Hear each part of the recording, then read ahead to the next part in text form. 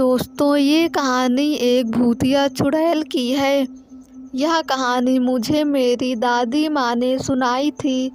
मेरी दादी माँ एक छोटे गांव में रहती थी। ऐसा कहा जाता है कि उस गांव में भूतिया चुड़ैल रहती थी और ऐसा ही भूतिया चुड़ैल से मेरी दादी का सामना हुआ था। वह एक चुड़ैल थी, खुले बालों और भयानक डरावने चेहरे वाली चुड़ैल। सर्दियों का समय था, ठंड बहुत ज़्यादा थी। पूरे गांव में कोहरा छाया हुआ था।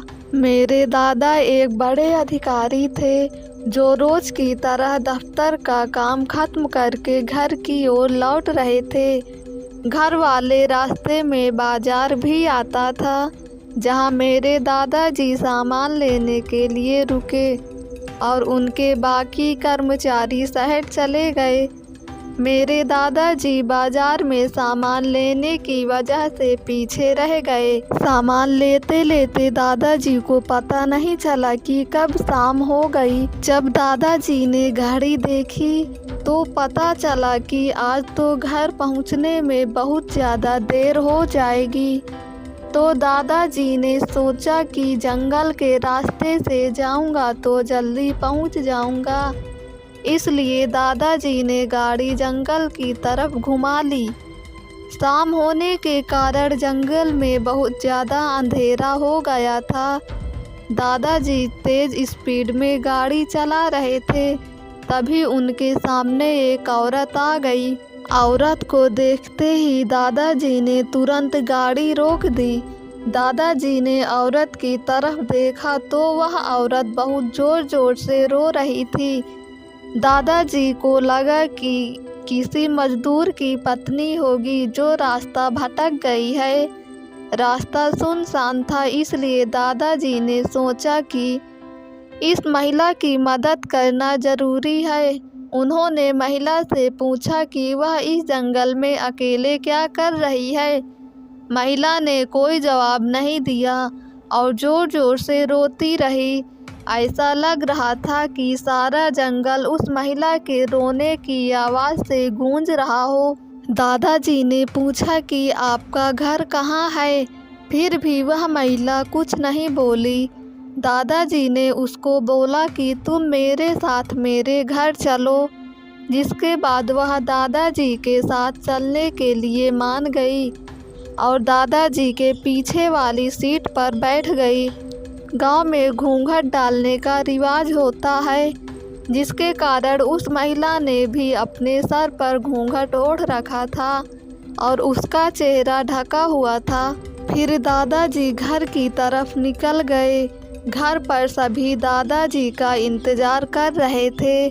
जैसे ही सब ने गाड़ी की आवाज़ सुनी, सब भागकर दादाजी के पास आ गए। जब सभी परिवार वालों ने उस महिला को देखा तो दादाजी से पूछा। दादाजी ने जंगल वाली पूरी बात बताई और कहा कि अब यही खाना बना देगी। लेकिन दादी माँ को उस महिला पर शक हो गया। दादी को लगा कि कोई चोर है जो घर का सामान चुरा कर भाग जाएगी। दादी माँ ने उसे रसोई में जाकर खाना बनाने के लिए कहा, जिसके बाद वह महिला बिना कोई जवाब दिए रसोई की तरफ चली गई। रसोई में सारा सामान रखवाने के बाद दादी माँ ने कहा कि सबको भूख लगी है, इसलिए जल्दी से खाना बना दो। दादी माँ ने उसे रसोई में भेज तो दिया था, लेकिन उनका मन अभी भी शांत नहीं था। 10 मिनट बाद दादी माँ रसोई में पहुँची तो देखा कि अभी भी वह महिला बैग में से मछली निकाल रही थी, जिसको देखकर दादी माँ को और भी गुस्सा आ गया और उन्होंने बोला कि तुमने अभी तक खाना बनाना शुरू ही नहीं किया, कब खाना बनेगा और कब हम लोग खाएंगे। उस महिला का चेहरा अभी भी ढका हुआ था, इसलिए किसी ने भी उसका चेहरा नहीं देखा था। दादी माँ ने उसका चेहरा देखने की कोशिश की, लेकिन उसका चेहरा नहीं देख पाई। दादी माँ ने बोला कि ज़रूरत हो तो बुला लेना। लेकिन फिर भी वह महिला कुछ नहीं बोली। दादी माँ को लगा कि शायद अनजान लोगों की वजह से यह झिझक रही है, जिसके बाद दादी माँ चली गई। रसोई में अजीबोगरीब आवाज़ आ रही थी। फिर 10-15 मिनट बाद दादी रसोई में आई तो रसोई का नज़ारा देखकर दादी माँ बहुत डर गई। उनके पैर वहीं पर जम गए। दादी माँ के गले से आवाज़ नहीं निकल रही थी। दादी माँ ने देखा कि वह महिला रसोई में बैठकर कच्ची मछलियाँ खा रही थी। रसोई में मांस और हड्डियों के टुकड़े बिखरे हुए पड़े थे। उस महिला का घूंघट भी सर पर नहीं था और उसका चेहरा बेहद डरावना, लंबे लंबे काले बाल, बड़े बड़े नाखून और चुड़ैल थी। वह चुड़ैल मछली खाने में मगन थी। इस कारण दादी माँ पर उस चुड़ैल का ध्यान नहीं गया। दादी माँ से चिल्लाया भी नहीं गया। दादी माँ को लगा कि यह और ज़्यादा भयानक ना हो जाए। दादी माँ ने एक थाल उठाया और वह चूल्हे में से जलता हुआ कोयला लेकर उस चुड़ैल की तरफ दौड़ पड़ी। दादी माँ ने कोयला उस चुड़ैल पर फेंक दिया।